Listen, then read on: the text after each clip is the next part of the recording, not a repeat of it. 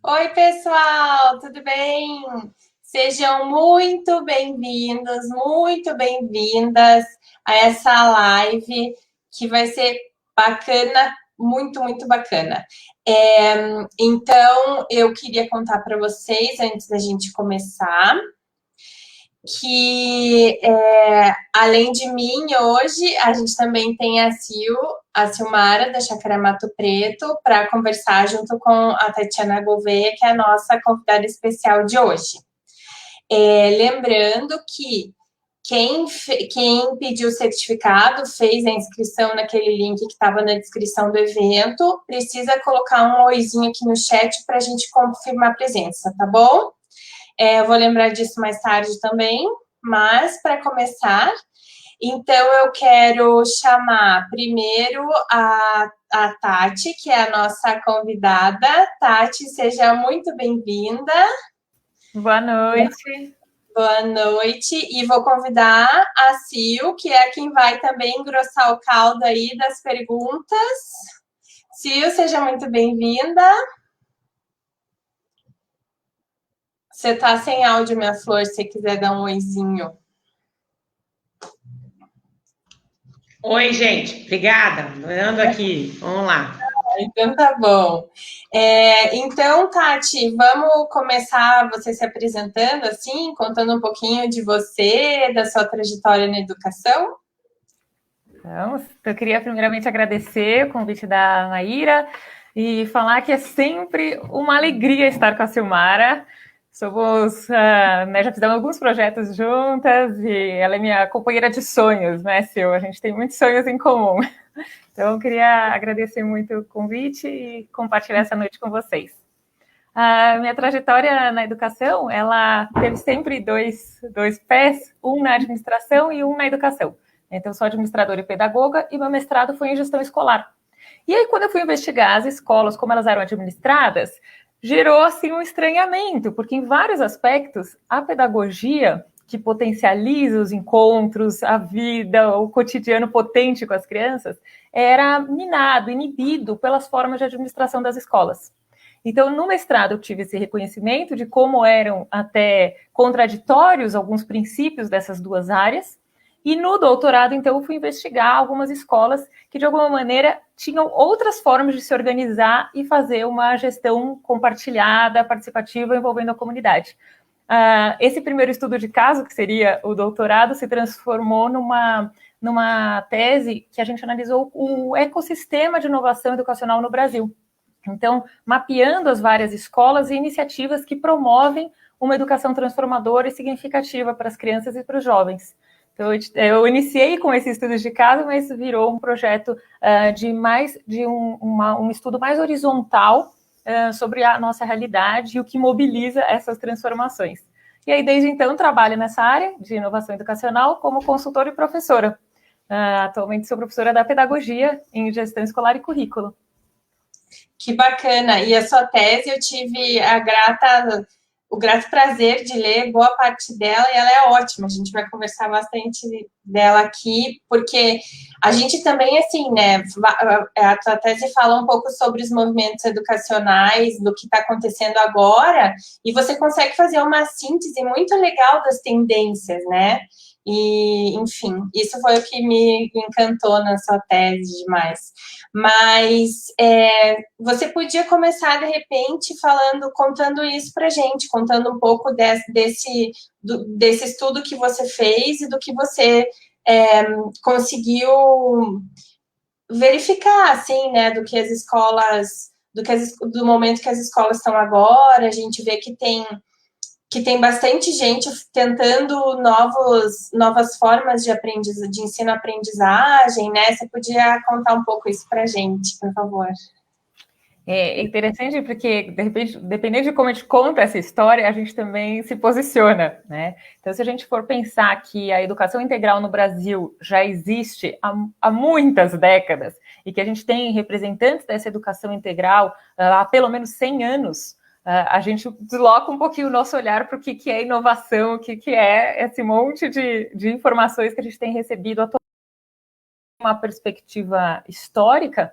entendendo que a educação integral, então, há pelo menos 100 anos, é uma pauta de muitos educadores brasileiros, por exemplo, Anísio Teixeira, depois reforçado com Paulo Freire. Então, assim, a gente tem uma tradição de muitos educadores nessa área. Mas quando eu fui olhar especificamente o século XXI e as pautas das escolas brasileiras, a gente entendeu que tinham muitas forças atuando nesse setor. Então, existe algo que é da educação, que faz esse diálogo já há muito tempo, internamente, ainda que não tenha conseguido fazer uma transformação concreta na sua forma escolar, né, pelos próprios educadores, mas a gente percebe que existe uma pauta também vindo de órgãos públicos, dos órgãos internacionais, do próprio mercado de trabalho, que está trabalhando com outras competências, outras habilidades do século XXI. Então, essa série de forças atuantes na sociedade é que faz, de alguma maneira, um diálogo ou uma tensão para que a escola se transforme. Então, não é simplesmente um movimento de educadores ou de operações de órgão internacional, né? São esses vários elementos da sociedade que compõem um ecossistema de inovação e que permitem a transformação acontecer. Então, hoje no Brasil, daria para identificar 3 grandes tendências, né? Não são categorias porque eles podem dialogar entre si, né? Às vezes uma mesma escola participa de várias tendências, mas uma tendência mais forte que educação ligada à pauta da educação integral, alguns vão chamar de educação holística, às vezes o nome mistura, ou as pessoas se apropriam de termos diferentes, mas é uma educação que tem uma visão mais ampla do ser humano. Ela não se restringe a uma instrumentalização, a uma formação meramente técnica. Ela vai entender o ser humano com o corpo, com emoções, com pensamento, interação com os outros, com responsabilidade social diante do mundo que a gente vive. Então, é um ser humano muito mais complexo do que a escola tradicional trabalhava, que era do aspecto unicamente cognitivo, né? Então, essas escolas, algumas vinculadas a grupos religiosos, outras vinculadas a esse movimento da educação integral, que já tem mais de 100 anos no Brasil. Então, por vertentes variadas, esse conjunto de escolas que tem essa compreensão de que o ser humano é mais amplo do que só a sua cognição, trabalham de uma maneira muito diferenciada nas suas escolas. Vão trabalhar com projetos, vão trabalhar a integração com a comunidade, vão desenvolver outras habilidades, como a criatividade, como a autoria, a autonomia nos seus estudantes. Já uma outra tendência é uma tendência ligada à tecnologia. E isso era uma pressão muito forte que já vinha de várias áreas, inclusive das áreas econômicas e da administração, né, pressionando por uma modernização do sistema, pressionando para, inclusive, consumo de tecnologias em escala, para ampliar também o acesso e a democratização do ensino, né? A gente nunca consegue isolar e falar isso é só ruim, né? A gente está falando também de uso de tecnologia, mas que potencializa, por exemplo, o acesso e a democratização do saber. Então, essa tendência tecnológica, muito estimulada por startups e editoras, era uma tendência muito forte, já em 2016, quando eu defendi a tese.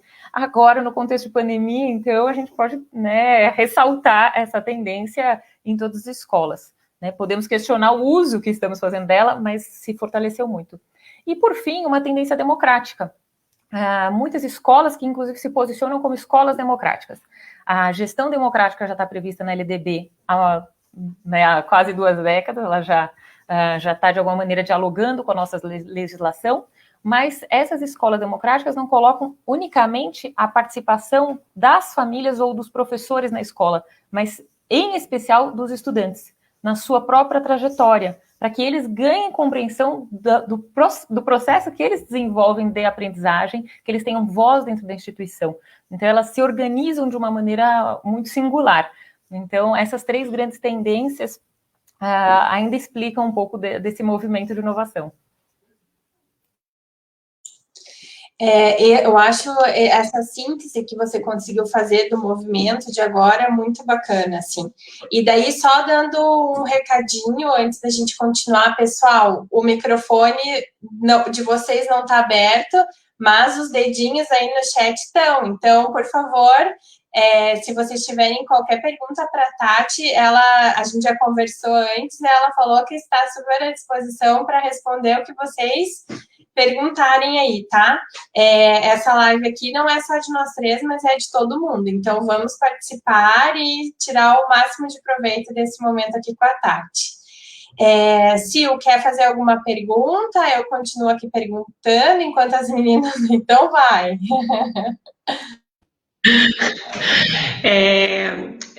Eu te ouvindo, Tati, eu fiquei pensando num tripé, né? De pensar a escola, a educação e essa questão da administração.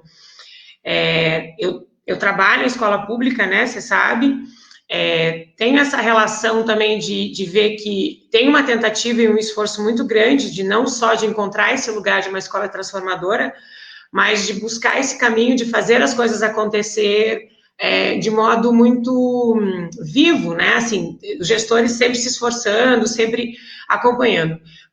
Você acha que dentro desse tripé, educação, escola e administração, os gestores teriam que ter um papel um pouco mais específico dessa necessidade de entender um pouco sobre administração, nesse patamar maior, não só de gerenciar planilhas, tabelas, né? Porque na maioria são pedagogos como nós que estamos, né, diante da sala de referência ali trabalhando. Então, esse lugar, né, para que mobilize. E aí, já amarrando, tem uma tendência também da gente ficar esperando algumas situações que cheguem prontas para que a escola se transforme, né? Então, não colocando esse lugar do gestor, mas eu fico pensando que se eles tiverem a mesma formação que eu, se eu me tornasse uma gestora de escola, o que eu faria de diferente? Né? Então, pensando que você tem essa experiência, eu queria que você pudesse refletir com a gente esse momento do lugar da escola, educação e administração. Obrigada, Sil. Eu acho que essa resposta, assim, quando a gente pensa na origem do modelo escolar, ela traz algumas pistas para a gente. Então, a gente volta lá, quase que na Revolução Industrial na Inglaterra, século XVIII, e entender que, diante de vários modelos escolares que existiam no mundo, né, que hoje a gente só vê um muito homogêneo, pelo menos, a gente tinha uma diversidade muito grande de formas de ensinar, de metodologias e de possibilidades. Então, a gente está falando, às vezes, de um professor único na sua casa, ou esse professor ia até a casa do estudante, pequenas salas, escolas integradas à comunidade, ou não escolas e educação integrada à comunidade. Então, era uma diversidade muito grande que existia ao redor do planeta. Mas, quando a gente vai passar ali pela Revolução Industrial na Inglaterra, e os primeiros sistemas de ensino públicos passam a ser uma preocupação dos estados, eles precisavam escolher qual sistema adotar. E ali, nesse momento, eles escolhem um modelo que é o mais próximo das escolas lasallistas do sul da França. E por que eles escolhem esse modelo? Que era um modelo que trabalhava com a fragmentação do saber do mais simples para o mais complexo, que tinha salas de aula com classificação dos alunos, que começava e terminava em períodos certos do ano, para essa ideia de classe funcionar. Então, começa todo mundo junto, termina todo mundo junto, vai para outro nível. Uma hierarquia entre professor, assistente e alunos. Então, ele começa a criar esse sistema de hierarquia, dessas fragmentações, e é algo que fazia muito sentido para aquela comunidade. Por quê? Porque eles estavam trabalhando com professores leigos. Então, com um único manual, eles precisavam, de alguma maneira, instruir como um professor, na sua pequena cidadezinha, poderia criar uma escola para o seu grupo de alunos. Lembrando que foi um dos primeiros projetos a trabalhar com crianças provindas de família sem condições econômicas para pagar, então, as escolas ou ter acesso à educação que algumas poucas instituições ofereciam. Então, esse projeto de La Salle, ele nasce com essa intenção de se expandir. Então, a gente pode considerar que essa rede tenha sido a primeira rede internacional de escolas. Ela, com um manual, com uma estrutura, criou uma metodologia em que muitas crianças poderiam ter acesso à educação. E aí, quando os sistemas de ensino públicos, quando a gente vai pensar no sistema educacional, para os países que estavam constituindo os seus sistemas, eles perceberam que esse era um método que era possível ser escalado. Então, quando a gente está falando da esfera pública, a gente está falando de escala. Então, é importante a gente entender que a escola, ela não é uma solução pedagógica, ela é uma solução administrativa pedagógica. ela necessariamente tem que contemplar a questão de logística, a questão do volume de crianças, dos dados que isso está sendo gerado, do controle do quem está frequentando a escola ou não. Então, a gente está trabalhando com sistemas de ensino. A gente não está pensando num pequeno grupo de famílias que a gente sabe quem são, que a gente tem esse contato que os professores têm. A gente está pensando em grandes sistemas públicos de ensino. Então, por isso também que se criou uma homogeneização da escola. E ela ganhou essa padronização mundial. Ao longo dos anos, ela se cristalizou. Então, a gente pensa, a gente desloca, né, principalmente como educador, como pedagogo, a gente fala, não, a escola é o lugar que a gente aprende, que a gente ensina. Mas ainda existem, né, muitas formas de ensinar e de aprender. Mas por que se cristalizou um modelo específico de escola? Porque ele é uma solução também administrativa para a esfera pública, né? Então, essa dualidade que a escola tem que responder para um sistema administrativo e também para as demandas pedagógicas concretas, que gera essa escola que a gente conhece, né? Então, a gente já, desde que começou a falar de educação democrática, principalmente gestão democrática, mais ou menos na década de 80, a gente traz muito essa pauta aqui no Brasil, e vem até hoje, né, legalmente garantida, a gente começou a trazer isso para o discurso. Então, eu acho que hoje é difícil ter algum gestor que não fale de uma gestão democrática. Mas, infelizmente, até a forma que a gente tem de metodologias de administração e compreensão do que é administração, vem ou de uma administração tradicional das escolas ou da administração empresarial. E existem muitas metodologias que são participativas. A gente vê a pedagogia do círculo, vê cobração, vê sociocracia, Dragon Dreaming, são metodologias que vêm muito mais do setor social, vêm da experiência de quem trabalha em comunidades, né? Mas hoje a gente chama isso de tecnologia social, muitas vezes não está em livro isso, mas são técnicas, são metodologias que permitem que o bastão da fala circule, que as pessoas todas tenham como ter voz e participação. Então, existem outras metodologias que nos expandem essa compreensão do que é gestão escolar, né?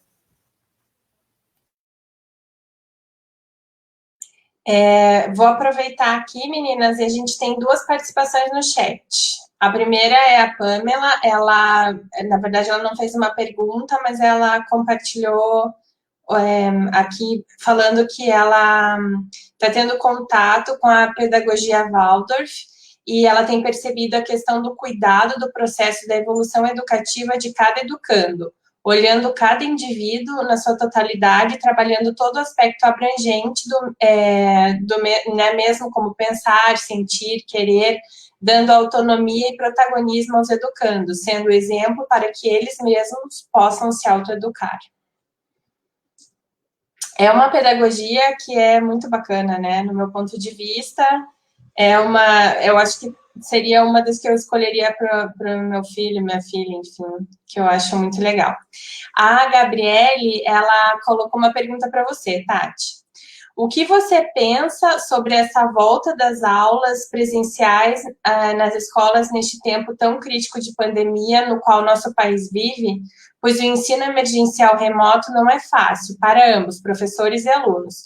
Isso pode afetar a gestão, a administração das escolas? Gostaria de ouvir sua opinião. Essa é a Pamela?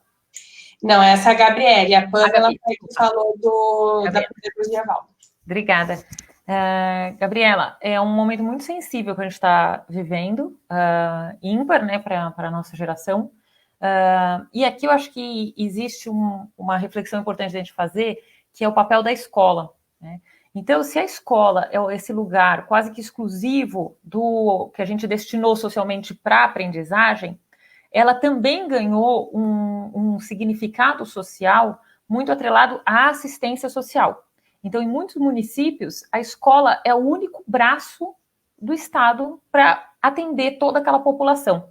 Então, a gente às vezes está falando de alimentação, que essas crianças não têm acesso, senão pela escola. A gente está falando também de garantias dessas crianças, não só para o aprendizado, mas para a própria segurança, né, dessas crianças. Então, como a nossa realidade é muito complexa, a gente tem que entender que a escola, para algumas comunidades, ela é um lugar de segurança, de saúde, de alimentação.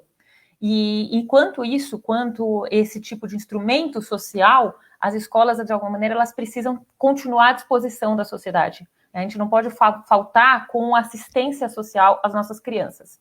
Mas pensar numa aula, nesse momento, em que a gente vai reunir diversas crianças no mesmo local, colocando, então, as suas famílias, né, em contato, direto ou indireto, ao meu ver, é muito imprudente. Muito imprudente. Né? Então, uma coisa é a escola estar à disposição para auxiliar a sua comunidade a partir da realidade concreta da sua comunidade. Né? Não é criar hipótese ou ver para uma planilha de Excel, nossa, a escola precisa ou não está aberta. É o que a minha comunidade precisa, como eu atendo a minha comunidade da melhor maneira possível. Eu preciso oferecer comida, eu preciso entregar a cesta básica, o que eu preciso fazer para que a minha comunidade esteja assistida num momento como esse que a gente está passando. E isso é muito diferente de pensar que a gente tem que dar aula para seguir um currículo, né? Pontuar ali que, olha, a aula de logaritmo foi dada diante de uma pandemia. Né? Eu acho que existem outras prioridades, inclusive porque o processo de pandemia e o processo que a gente está vivendo, ele também é um processo cultural e significativo. Né? Então, isso também é aprendizagem. Talvez não esteja ali linkando a aula exata, no dia exato, com o currículo que a gente programou. Mas esse processo que a gente está vivendo também é um processo cultural e, portanto, de aprendizagem. Exatamente. Obrigada, Tati.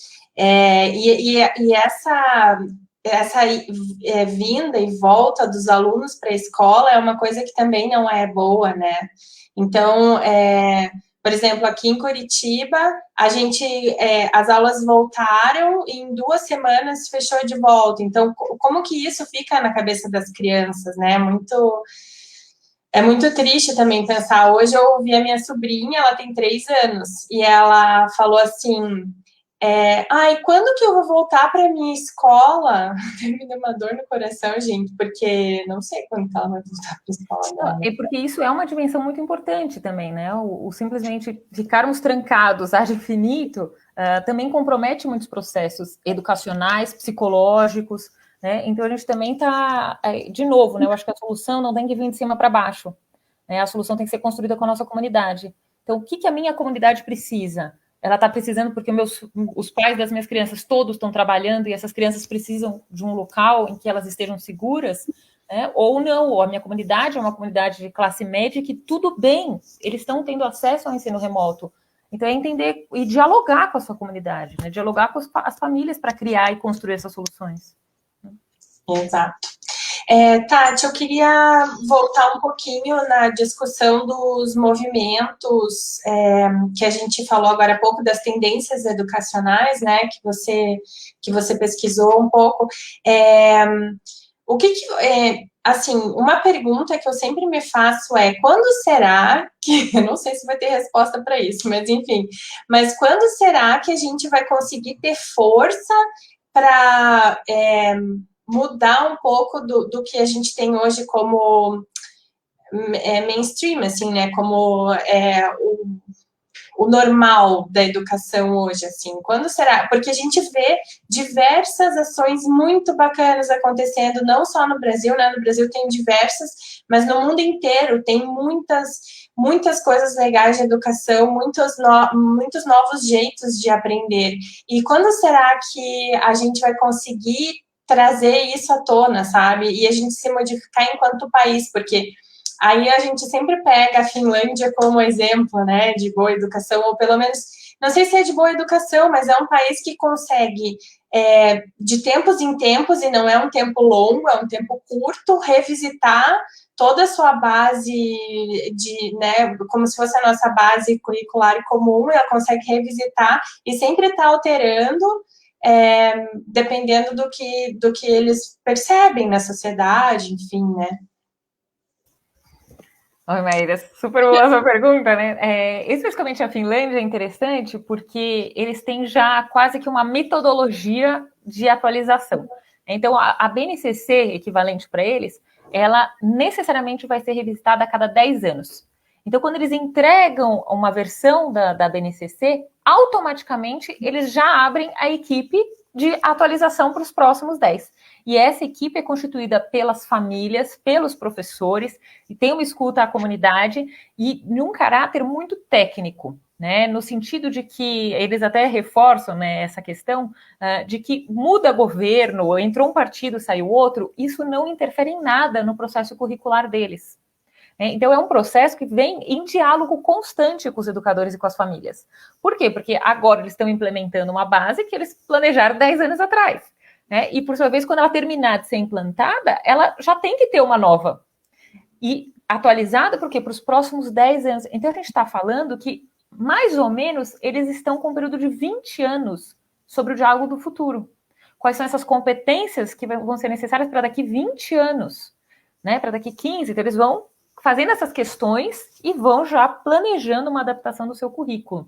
Então, eles passaram agora por uma mudança muito significativa, que foi mencionada até pelo PISA, que é sair de uma educação muito baseada no currículo e mudar para uma educação baseada em fenômenos. Os fenômenos serão os nossos projetos, com uma diferença, de que o projeto é desenhado pelo professor, enquanto o fenômeno para os finlandeses é criado pelos alunos. Então, olha o nível de autonomia que a gente já está falando, tanto dos alunos quanto dos professores. Então, quando eles vão desenvolver uma pesquisa por fenômeno, são as crianças que vão determinar qual é esse conteúdo que eles querem aprender, qual é esse tema gerador. Então, a partir disso, que eles vão articulando esses saberes que a gente chama de currículo. Então, o professor ele faz essa ponte. O aluno aprendeu sobre água, aprendeu química, aprendeu de alguma maneira a topologia de um terreno, etc. Então, ele marca no currículo que isso foi trabalhado, né? E não o inverso. E, por sua vez, os próprios professores têm muita autonomia em função da formação que eles têm. Todos são professores mestres para trabalhar com educação infantil, né? Porque eles acreditam na importância dessa autonomia para o professor. Não existe o papel do supervisor de ensino na Finlândia, por exemplo, né? Porque os professores têm essa autonomia. E eles têm muitos treinamentos, né? Depois que eles lançaram esse novo modelo, eles tiveram muitos treinamentos com os professores e tal. Constantemente. E você acha, e daí agora passando para o Brasil, vai. Pergunta. Aí às vezes dá uma sensação, nossa, mas tem tanta coisa acontecendo e nada muda, mas tem muita coisa que muda também. Às vezes é mais imperceptível. E eu trago como exemplo a ideia do parquinho. Hoje a gente não concebe uma escola sem um parquinho, né? Sem um espaço que a criança brinque.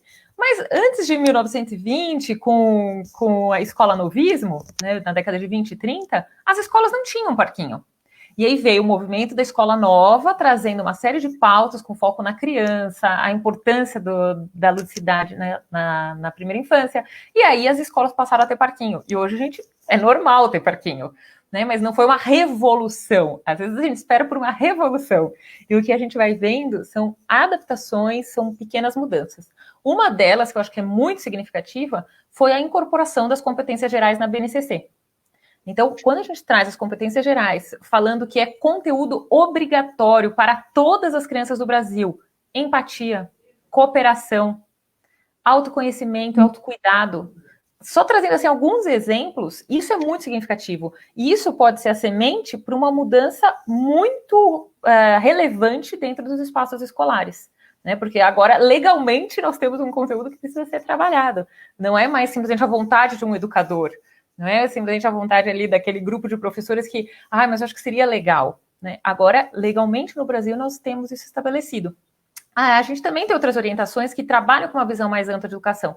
A Unesco, quando traz para a gente, já em 2000, aprender a aprender, aprender a fazer, aprender a ser e aprender a conviver, a gente já está falando de uma educação que não é uma aula expositiva. A gente já está falando de outra forma de aprendizagem. Né? Então, existem várias pérolas nesse caminho que, se a gente, de fato, está, inclusive, cumprindo a lei, a gente está fazendo diferente. A gente não pode simplesmente estar aceitando fazer uma aula expositiva porque a gente não está conseguindo entregar o que é preciso para a nossa educação. Né? Eu vou fazer só mais uma pergunta e depois eu vou passar para a Sil, porque eu tenho certeza que ela também tem uma perguntinha ali. Sim, a gente sabe que na BNCC tem isso e que é super, né, é uma coisa muito, muito bacana, um avanço. Mas, ao mesmo tempo, Tati, a gente vê isso aplicado na maioria das escolas hoje ainda, né? Então, tem esse delay aqui de entre a formulação e o ir até a base. sei lá, vai ser e daí, não é, acho que nem é uma pergunta, é só um pensamento, mas assim, de quando é que cada lugar, cada escola vai ter o seu momento de fazer isso, né? Mas a gente teria que apressar esses tempos para que a gente conseguisse colocar mais rápido, né? Fazer essa transição da base para o currículo.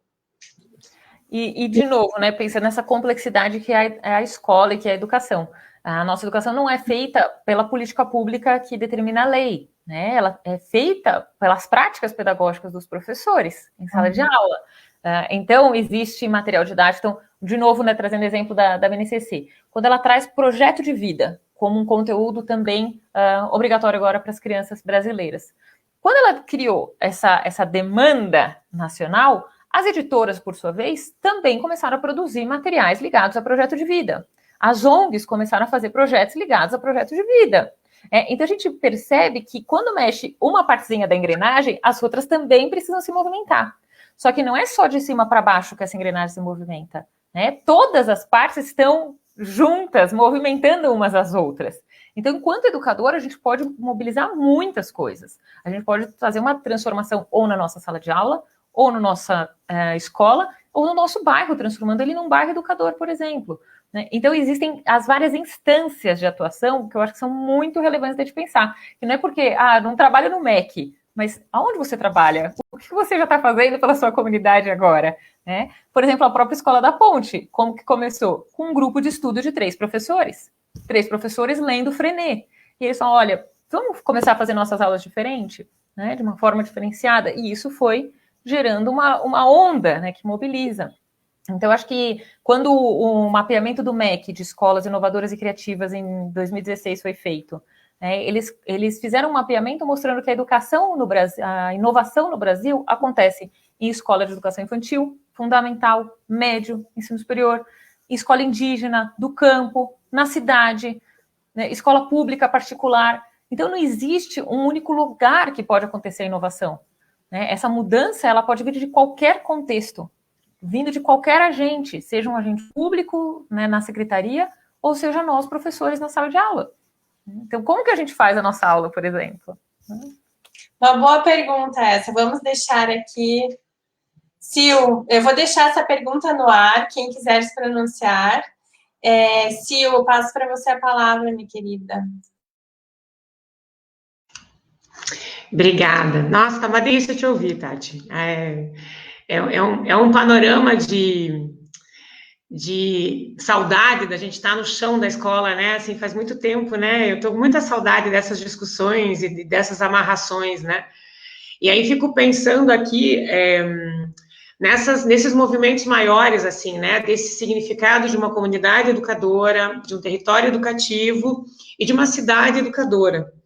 Então, eu queria que você nos ajudasse a pensar esse impulso maior que vai abraçando, né? Nasceu uma base nacional mandatória que traz esse recorte do mínimo que a gente tem que fazer dentro de um território nacional, né? Que eram muito díspares isso nos diferentes estados e lugares, né? Então, acaba trazendo essa potência. E agora, né, nesse movimento também, né, você participou muito e contribuiu muito hoje, Curitiba é uma cidade educadora, e lembro que, no mínimo, né, uns 10 anos atrás, isso era um sonho, né, que foi chamando, foi vindo, então hoje a gente tem a chancela. O que esse título de cidade educadora, né, cidade educadora pode mobilizar essas relações do professor, por exemplo, dentro de uma iniciativa de um coletivo de pais, de um coletivo de crianças, de um coletivo de estudantes, pode se beneficiar disso para a gente poder dar uma aquecida nesse movimento de ser mais autoral o seu trabalho e esse olhar que você traz de ver o seu local, né? Aquela necessidade daquele lugar pode ter mais valia e mais voz tendo esse lugar de cidade educadora. Obrigada, Sil. Saudades enormes de Curitiba, né? Não vejo a hora da pandemia acabar também para eu matar a saudade de vocês. E eu acho que assim, o movimento das cidades educadoras, que começou muito ali ligada a Barcelona, mas a gente tem outras referências muito importantes, por exemplo, Rosário na Argentina. Então, existem várias cidades no mundo que se autodeclaram cidades educadoras. É diferente, por exemplo, da cidade de aprendizagem, que é uma chancela da Unesco. Então, que ela faz o monitoramento do projeto que existe na cidade e dá esse certificado de que ela é uma cidade de aprendizagem. No caso das cidades educadoras, a cidade se autodeclara. E quando ela se autodeclara, normalmente pelo prefeito da cidade, ela coloca que a educação é uma prioridade para essa cidade. Então, quando o Curitiba se manifesta como eu tenho como prioridade a educação, ela mostra que a educação vai ser um eixo transversal das várias pastas, do planejamento da cidade. Então, a gente está falando que o urbanismo vai considerar os espaços das crianças, vai considerar o lugar que elas habitam e que elas também têm que pertencer a essa cidade. Né? Então, a gente vai considerar que a educação não acontece somente na escola, mas que a educação acontece nos vários espaços culturais e que esses espaços culturais também podem estar articulados num projeto de cidade. Então, a gente tem parques, tem bibliotecas, tem áreas ligadas a comunidades que vivenciam ali práticas esportivas, culturais, de lazer. Né? Então, essas trocas pela cidade passam a ser contempladas dentro de um projeto de cidade educadora, compreendendo também que a aprendizagem acontece ao longo da vida. Ela não é restrita para as crianças, mas ela também vai acontecer com os adultos, com os idosos. Então, essa interação intergeracional e que a cidade, principalmente os espaços públicos, permitem essas trocas.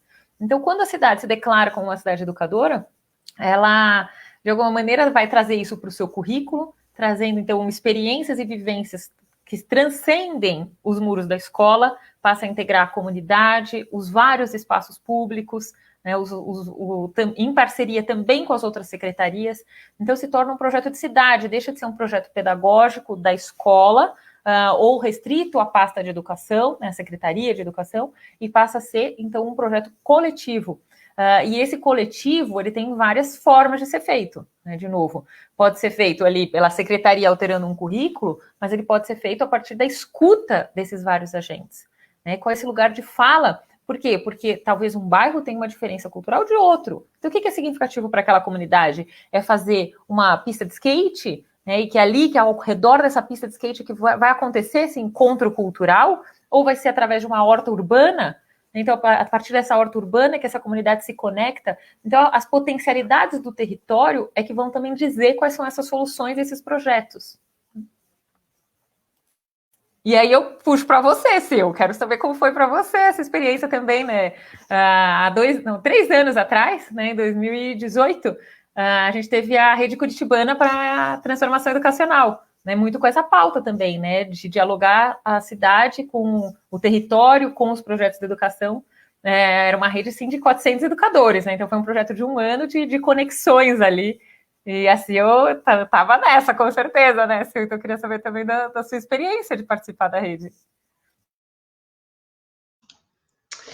Eu tenho muita saudade dessas discussões, né, que era um lugar de dar voz mesmo, as pessoas tinham interesse de escutar quem estava na escola pública, né, então, assim, essas expertises vinham e aí você tinha o que contar e, assim, eu percebia que meu grupo, né, ele tinha esse desejo de botar a luz na escola pública e ver quanta coisa, né, se garante para as crianças no esforço dos profissionais que atuam, né, da gestão dos profissionais e, enfim, desse coletivo. E uma coisa de tudo que eu vivi, e eu não deixo de agradecer, é que quando você é atravessado pela situação, você não consegue ser mais a mesma. Então, muito do que eu olho para a escola hoje, eu não sou a que levanta uma bandeira contrária e sempre diz não, porque eu aprendi a ter essa escuta, né? Quando eu fui acolhida num grupo, eu também quero acolher para ver de que lugar que a gente está falando, né? Então, esse posicionamento de você escutar e se colocar no lugar do outro foi um grande exercício de aprendizado nessa convivência com esse grupo. Pensar em você não trazer coisas prontas e que essa escuta seja o teu ponto de partida para você mediar e buscar novos parceiros, acho que foi um grande aprendizado isso, eu não faço sozinha, tem coisas que eu vou demorar muito tempo para estudar, para poder entender. Então, se eu chamar a Maíra para vir fazer uma fala sobre os ODS ali, fica muito mais fácil a gente reverberar o trabalho. Então, esses aprendizados, assim, eu fui me colocando como uma articuladora, né?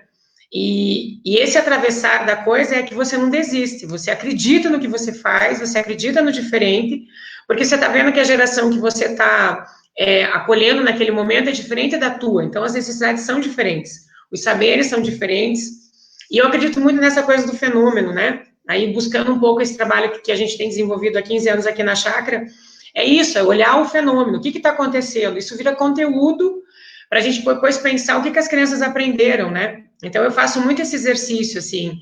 Hoje eu estava com eles lá no lago, um fabulou que estava vendo um navio afundado, como é que a gente ia tirar aquele navio de lá? E aí virou todo o contexto, assim, a gente passou acho que uns 40 minutos discutindo como, né, de criança de 3 a 6 anos, numa discussão de respeito, de trocas, né? Então, é um pouco do que a gente muda também para essa escuta do outro, né? Tanto na gestão, quanto na relação com meus colegas, quanto com as crianças, quanto com as famílias. Então, eu acho que eu fecho essa tua pergunta colocando que eu fui atravessada pela transformação, estudo sempre os autores que me ajudam a pensar fora da caixa, eu gosto disso, e uma coisa que é maravilhosa é ter parceiros. Não consigo fazer mais nada sozinha, dizer que é meu. Não, é um trabalho nosso, né, desse coletivo que vai se organizando. Então, tenho muita saudade dessas discussões que nós tínhamos, desse agitar que você tinha aí de 400 sujeitos de todas as áreas para fazer uma conversa e se dividir e usar diferentes metodologias para o trabalho acontecer, né? Então, eu também fico pensando que gerenciar um grupo de 400, tendo a expertise, não fica difícil, dá trabalho, óbvio, mas depois você vai, né, colocando cada um no seu lugar e a gente funcionou ao longo de um ano, então, é possível, né? É possível. E ainda vou te cutucar aí para a gente fazer mais coisas aqui juntas, né? Né, Maíra? É isso mesmo, porque Acho que é isso. Tem que ser no papel, na fala e no fazer também, né? A gente sentir no dia a dia que é pertencente. E uma coisa que eu bato muito, assim, que o Reverbera acredita, é que a escola, ela pode ser o local de encontro da comunidade, né? Porque a escola tem esse papel de transformar e daí a gente, enquanto professor, enquanto educador, enquanto pessoa que está dedicando a vida a isso, tem, nossa, um papel fundamental nessa convergência de situações, vamos cuidar da praça que está aqui do lado, vamos juntar, vamos fazer e acontecer, enfim, vamos transformar o nosso bairro e a nossa cidade, vamos fazer Curitiba para os curitibanos, né? Seja para qualquer que área for, mas que a educação seja esse centralizador de tudo. Olha aí, Tati, para você. Querida Flávia. E tem uma para Sil também. Olha, muitos corações hoje. Essa é uma pós muito linda, que eu adoro. Agora a gente está no remoto, né? Educação transformadora da ONG Gente de Bem. Né? Então a gente também trabalha nessa perspectiva da educação integral. Sempre com educadores sociais, então é uma alegria ver, assim, acompanhar os trabalhos dos alunos, as implementações e transformações que eles fazem, concretamente, né? Você estava falando, Maíra, dessa importância do concreto, tem muito educador em Curitiba fazendo coisas concretas, né? Apresenta para a gente que a gente quer, né, Sil? A gente está aqui numa sementinha de criar uma comunidade de professores que trocam, que não sabe, não é mais um trabalho sozinho, mas é um trabalho em conjunto, e a gente vai crescendo junto e vai contando das dificuldades, e um vai ajudando o outro. O que a gente quer é isso, é que a gente crie um grande grupo de várias pessoas querendo fazer diferente, assim.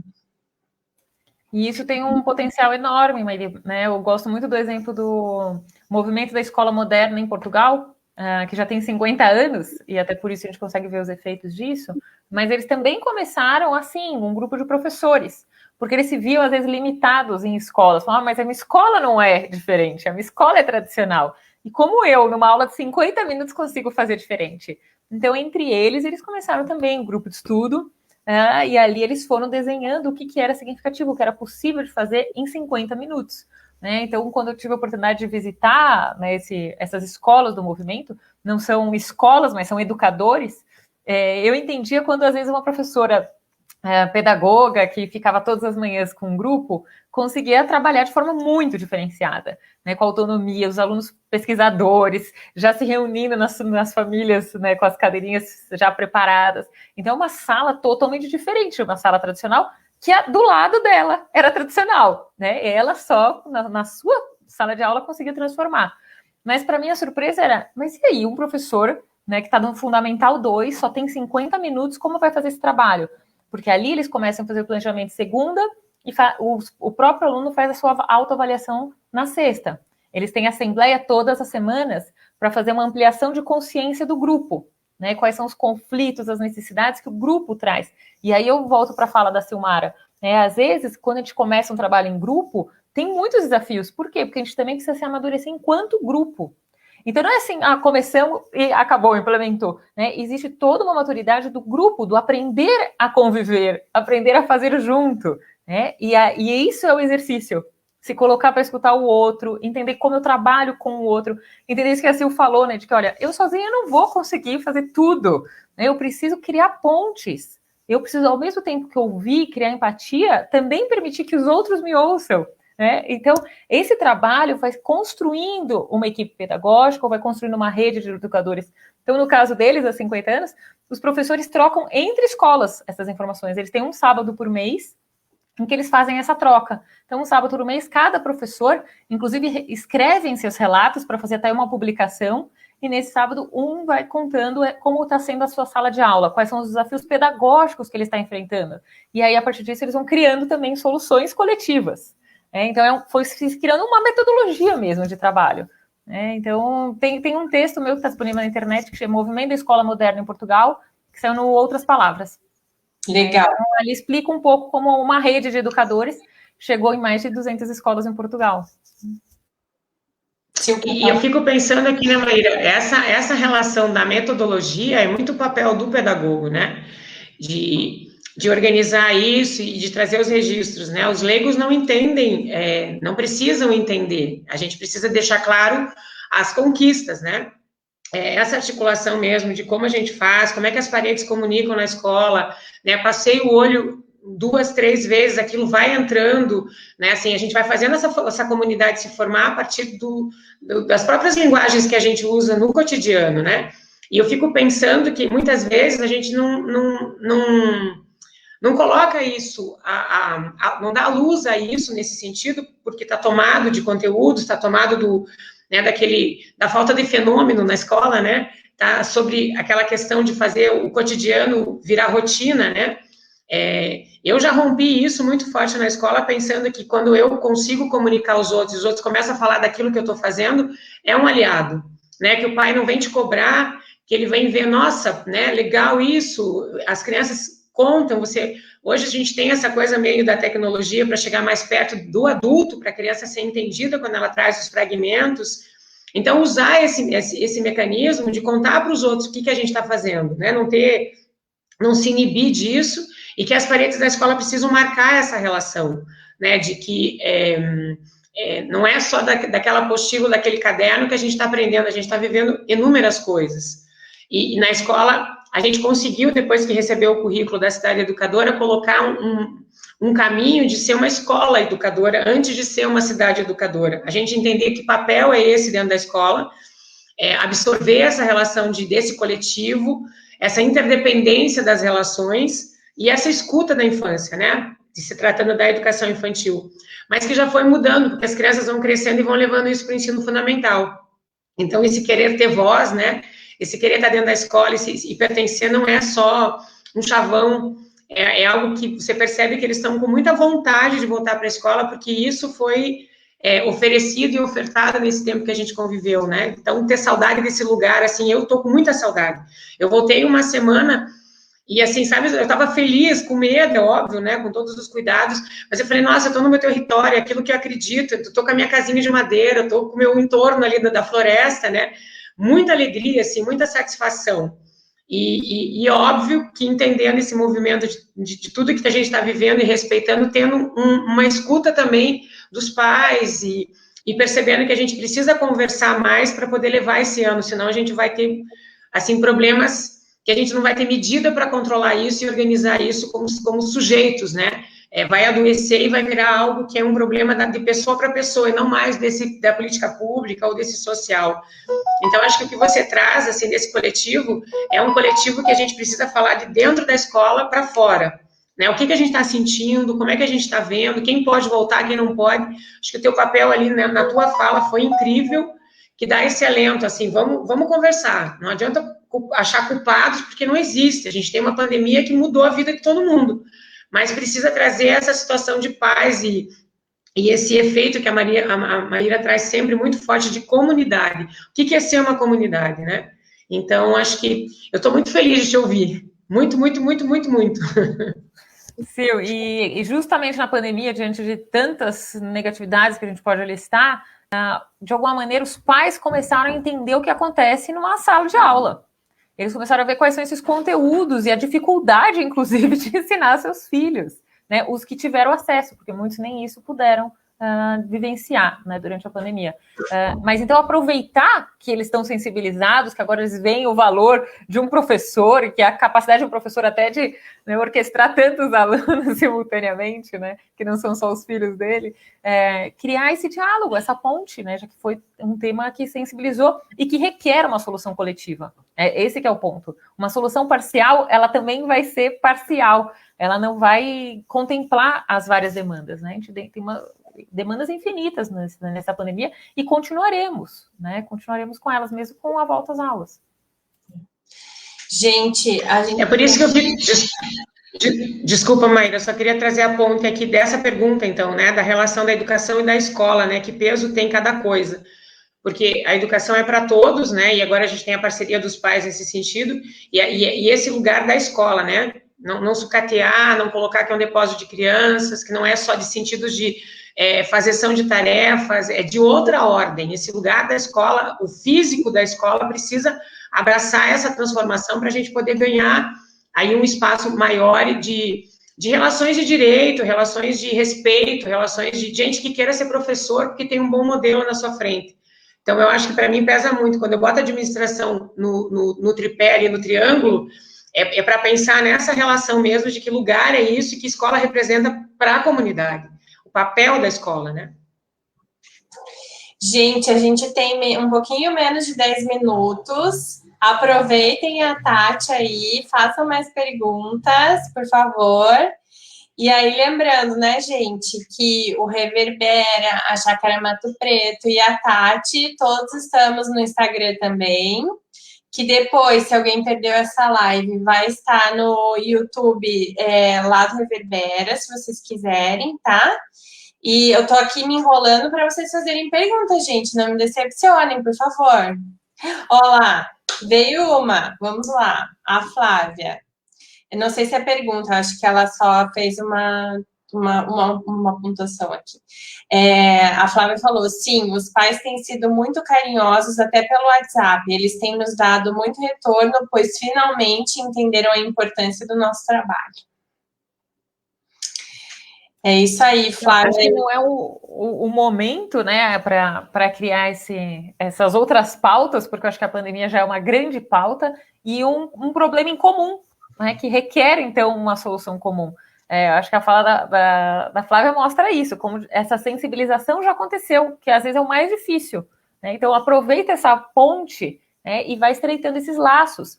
A fala da Silmara, né, de falar, mostra o que você está fazendo, tem uma lição de casa que é pouco feita pelos educadores, que é a avaliação do seu próprio trabalho, né? A gente, às vezes, não sistematiza tanto essas informações para, inclusive, divulgar entre os pares ou com as próprias famílias, né? Então, um questionário bem simples que eu passei no último semestre para os alunos, porque eu estava nesse modelo remoto, para mim é um desafio. Eu falei, gente, eu sei dar aula presencial, mas e no remoto? Tá funcionando, não tá? Então, uma das perguntas que eu tinha é se você se você sai do nosso encontro, né, pelo Zoom, com mais energia ou com menos energia do que você entrou.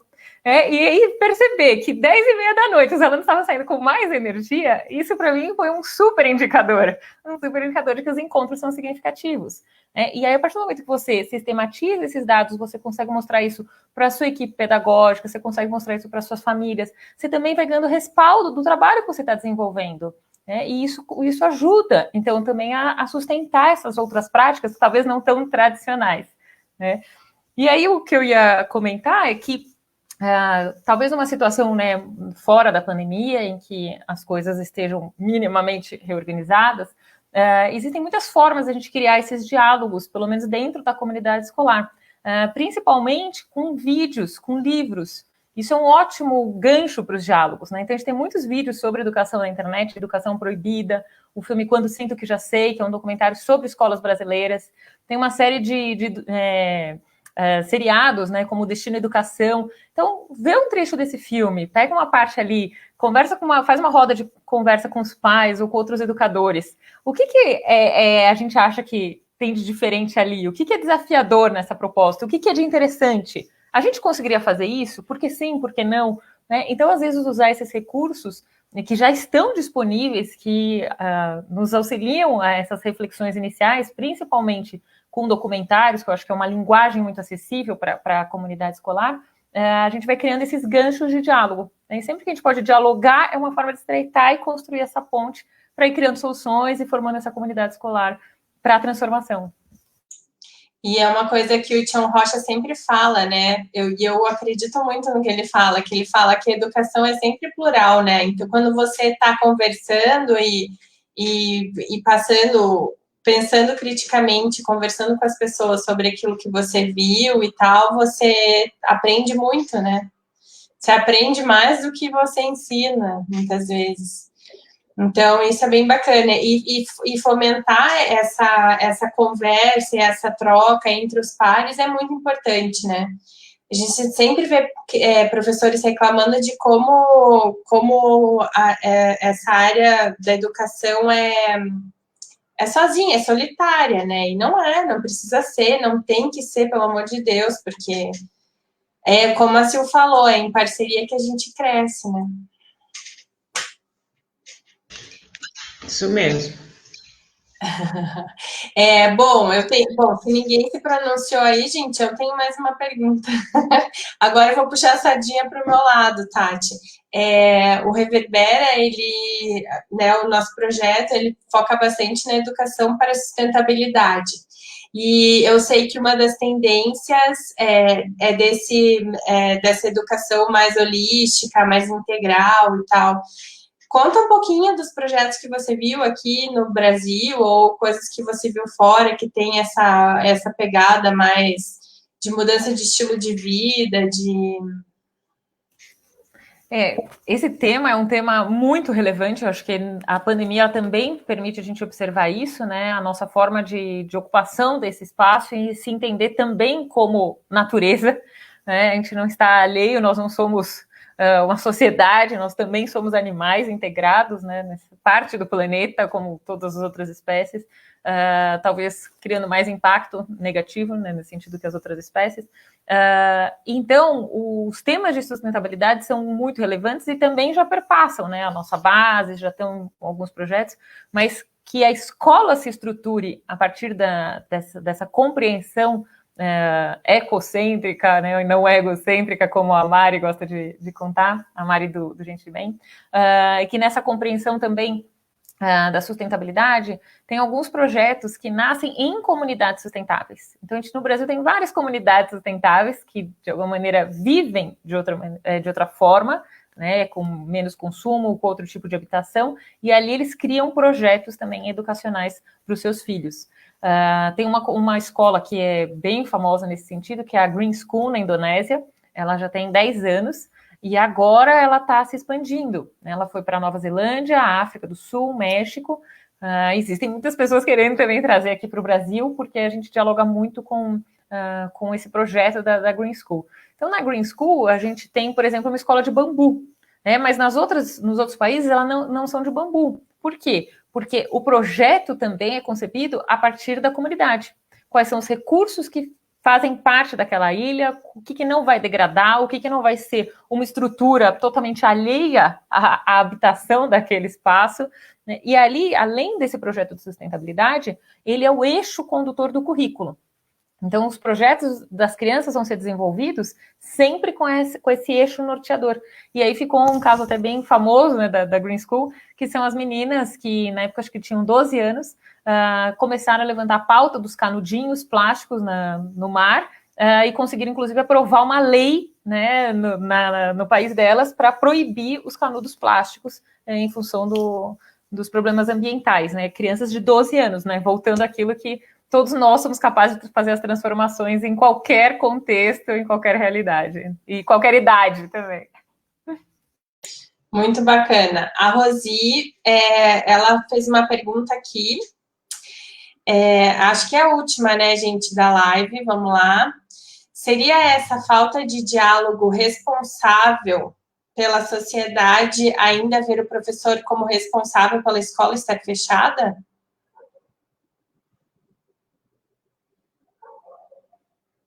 Quer que eu repita? Eu acho que eu consegui ouvir, sim. Obrigada, Rosi. Eu acho que, especialmente aqui, né, já há alguns anos no Brasil, a gente está vivendo discursos muito polarizados.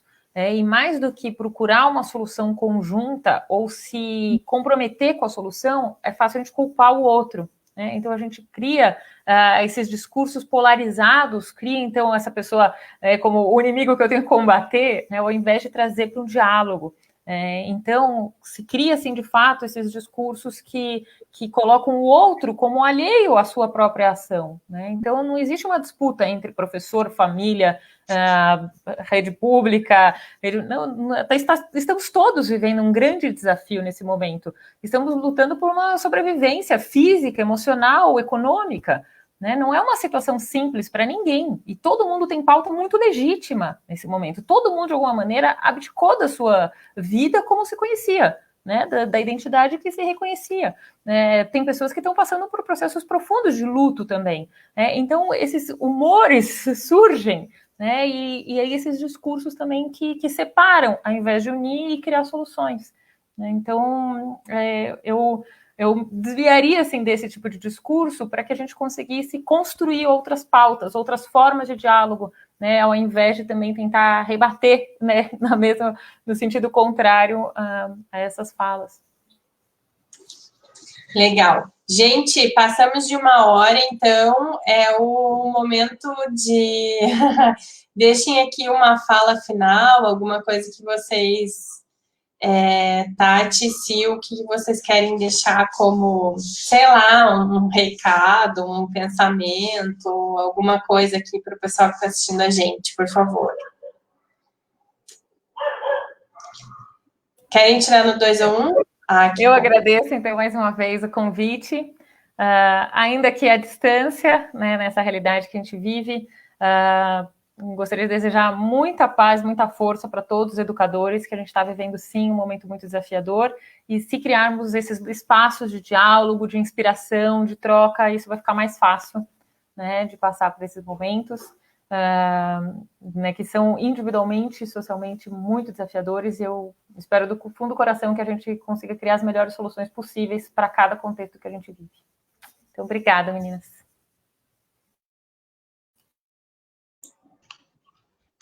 Eu queria agradecer, Tati, imensamente a tua disponibilidade, né? Não vejo, assim, um caminho diferente desse que a gente está propondo, dessas discussões, de ouvir outras realidades, né? A gente está falando de lugares diferentes, mas que quando você consegue falar um pouco sobre, isso vai, né, parecendo mais sanador, mais curativo. E eu penso que a gente também tem que trazer essa bola de quem está junto, né, nessa coisa mais positiva, para cercear esse negativo e a gente fazer esse movimento junto da pandemia, a diferença e a transformação, né? Então, eu tenho rezado muito, eu tenho me colocado muito a serviço desse lugar mesmo, de ter essa escuta justa, de não ficar culpabilizando, cada qual está fazendo o seu melhor. Claro que a gente tem as críticas que não podem deixar passarem, porque somos, né, sujeitos desse lugar da crítica também, mas eu acho que a gente não pode ser maldoso e nem não lidar com essa situação de que as crianças estão vivendo essa sinergia e a gente está criando a geração que está vivendo isso. Então, eu me coloco muito nesse posicionamento de ser luz, não ser trevas, né? A treva a gente já está vivendo por trás disso tudo. Então, é uma gratidão muito grande a gente ter essa oportunidade de terça-feira estar sentado aqui conversando com você e te agradecer, né, nesse sentido mesmo das coisas que você traz, porque eu também sozinha não vou dar conta. Muito obrigada. Meninas, muito obrigada pelo tempo de vocês, por todas as reflexões, foi ótimo. O pessoal ficou aqui com a gente conversando, né, no chat, então muito obrigada também a todo mundo que assistiu. Foi ótimo, eu acho assim, sabe, Tati, às vezes a gente fica tão pensando no chão da escola e você trouxe uma visão mais ampla, assim, do que acontece em termos históricos, né, um pouco do passado e de repente de tendências e tal, então foi muito bacana ouvir, eu acho que isso vai ficar na nossa cabeça também por um tempo, eu espero que a gente reflita sobre tudo isso que a gente escutou hoje. Então, muito, muito, muito obrigada pelo seu tempo. Sil, muito obrigada por estar aqui de novo comigo. A gente tem que continuar, né, gente, com força aí. A gente sabe que vão mais alguns meses